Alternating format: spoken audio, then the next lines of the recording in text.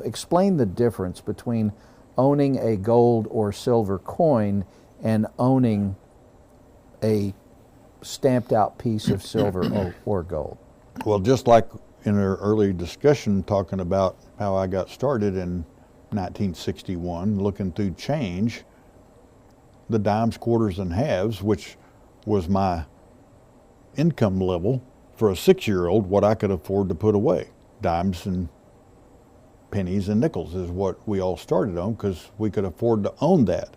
Those people from the 19th century, when gold and silver were found in the West, the gold rush of 1849 California, and then all the different resources that came out of the ground that funded America beginning at that time, created massive amounts of wealth, but yet that wealth was in money. Gold and silver, $20 gold pieces, $1 silver dollars. That generation looked at that gold and silver as, yes, money, but it was also gold and silver, but there was no difference. After 1974, that generation, like me, that grew up with gold and silver or silver in circulation, still viewed it as just money. It took years after 1974 for the public to start realizing that these silver dollars had more value than just face value, because generational, that's what it had always been, money. A dollar was a dollar. It wasn't until 4 or 5 years later that people would go out and spend more than a dollar on a dollar, because they had that view, why would I spend more than a dollar for a dollar when I can go spend it? It took years for that to happen. So I say years, let's say 1976 or 77, when people finally started realizing, oh, I can buy this because it has value, not because it's just money. I can still spend it, but it still has more than face value. And there is a difference in what people prefer to collect. You mentioned, putting the coins in the holes in the books. I did the same thing. I called it the wheat penny books. We would have these little cardboard things, and you would have it would tell you what coin needed to go in there. It was, it was a 1929 Denver mint or whatever the mint was. Yeah. That's what you put in the hole. And it was like a game. You'd look for it in your change. So some people still collect that way. Other people collect both coins and they collect precious metals. If there's a young person who has not been investing in gold, silver, or rare coins, or maybe they want to balance their portfolio out, like they have an investment in a Roth IRA, for example, which you can invest in precious metals inside a Roth IRA, but that's a whole separate discussion.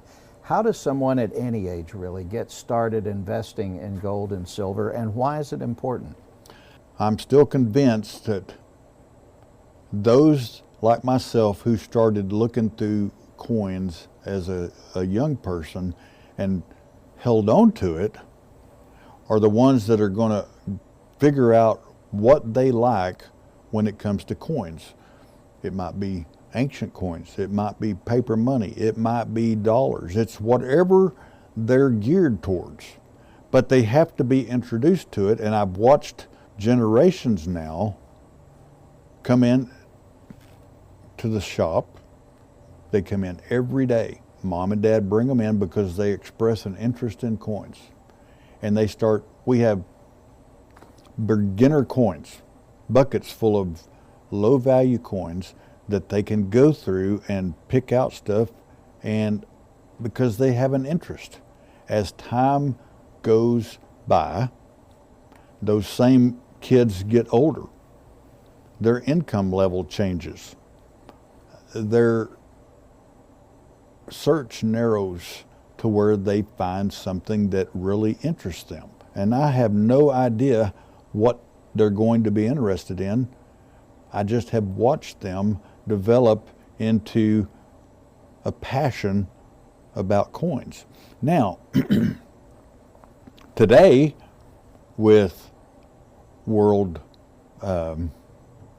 situations, we have a lot of people who come in wanting to know about coins or They want to know about gold and silver, or they want to know about what can I do with my money that I can increase its value, I can preserve wealth, and they start then without having developed that passion when they were kids, but they still are curious about maybe precious metals or collectible coins. I've got both.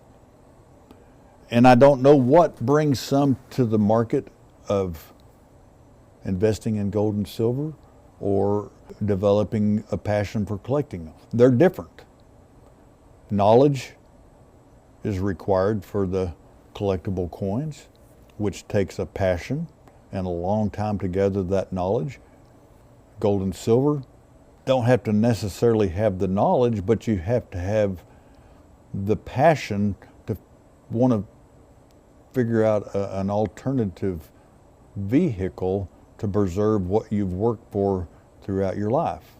I think it's important to look back and realize gold and silver have always had value.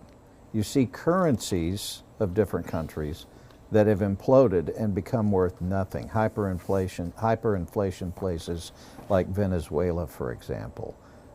Something I've actually worried about for our own country from time to time.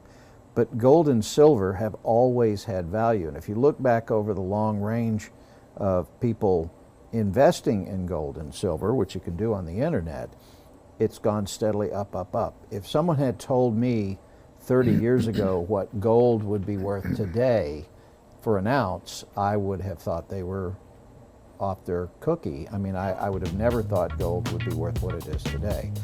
Having said that, is it ever really too late to put your money in gold and silver?